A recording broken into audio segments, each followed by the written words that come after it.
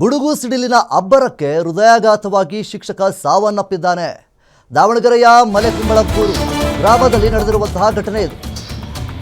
ಗ್ರಾಮದ ಸರ್ಕಾರಿ ಶಾಲೆಯ ಮುಖ್ಯ ಶಿಕ್ಷಕ ನಾಗರಾಜಪ್ಪ ಸಾವನ್ನಪ್ಪಿದ್ದಾರೆ.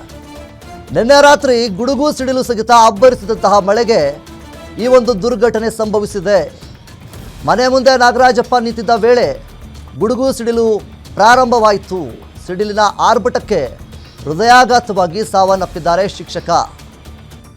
ಇನ್ನು ಮಳೆ ಬರುವಂತಹ ಸಂದರ್ಭದಲ್ಲಿ ಗುಡುಗು ಸಿಡಿಲು ಆಗುವಂಥದ್ದು ಸಾಮಾನ್ಯ. ಸೊ ಒಂದಿಷ್ಟು ಪ್ರಾಬ್ಲಮ್ಸ್ ಇರುವಂಥವರು, ಹೃದಯಾಘಾತದ ಸಮಸ್ಯೆ ಇರುವಂಥವರಿಗೆ ಖಂಡಿತವಾಗ್ಲೂ ಸಮಸ್ಯೆ ಆಗುತ್ತೆ. ಈ ರೀತಿ ಗುಡುಗು ಸಿಡಿಲು ಬರುವಂತಹ ಸಂದರ್ಭದಲ್ಲಿ ಇದೇ ರೀತಿ ಇಲ್ಲಿ ಶಿಕ್ಷಕರೊಬ್ಬರು ಸಾವನ್ನಪ್ಪಿದ್ದಾರೆ. ಗುಡುಗು ಸಿಡಿಲಿನ ಅಬ್ಬರಕ್ಕೆ ಹೃದಯಾಘಾತವಾಗಿ ಶಿಕ್ಷಕ ಸಾವನ್ನಪ್ಪಿರುವಂಥದ್ದು.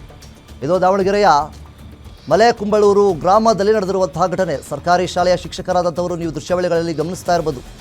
ಅವರ ಒಂದು ಫೋಟೋವೊಂದನ್ನು ನಾಗರಾಜಪ್ಪ ಎನ್ನುವಂತಹ ಶಿಕ್ಷಕ, ಮುಖ್ಯ ಶಿಕ್ಷಕರಾದಂಥವರು, ಗುಡುಗು ಸಿಡಿಲಿನ ಸೌಂಡ್ ಕೇಳಿನೇ ಅವರಿಗೆ ಹಾರ್ಟ್ ಅಟ್ಯಾಕ್ ಆಗಿದೆ.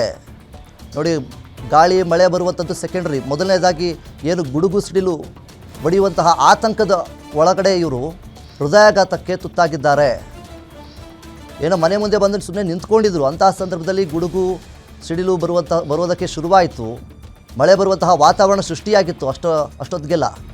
ಆ ಸಂದರ್ಭದಲ್ಲಿ ಆ ಒಂದು ಗುಡುಗು ಸಿಡಿಲಿನ ಸೌಂಡ್ಗೆ ನಾಗರಾಜಪ್ಪ ಎನ್ನುವಂತಹ ಮುಖ್ಯ ಶಿಕ್ಷಕ ಸಾವನ್ನಪ್ಪಿದ್ದಾರೆ.